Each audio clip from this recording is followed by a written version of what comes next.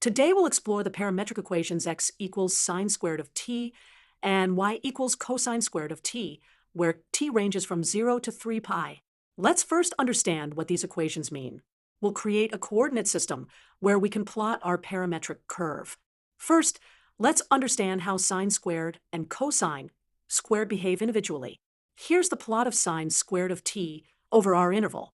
Notice that sine squared oscillates between 0 and 1 with a period of pi. Similarly, here's cosine squared of t. Cosine squared also oscillates between 0 and 1, but it starts at 1 when t equals 0. An important relationship to note is that sine squared plus cosine squared equals 1 for all values of t. Now let's see how these functions work together to create our parametric curve.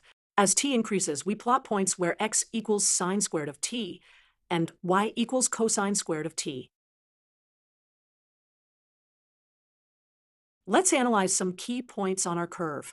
When t equals 0, sine squared is 0 and cosine squared is 1, so we start here.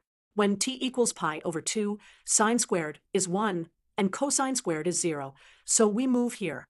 When t equals pi, we're back to sine squared equals 0 and cosine squared equals 1. This pattern repeats every pi units, creating this beautiful curve that moves between the points 0, 1, and 1, 0. The complete curve from t equals 0 to 3 pi traces this path 1.5 times. Some interesting observations about this curve. It's confined to the first quadrant because both sine squared and cosine squared are always non-negative. And it never goes beyond 1 in either direction because these squared trigonometric functions are always less than or equal to 1.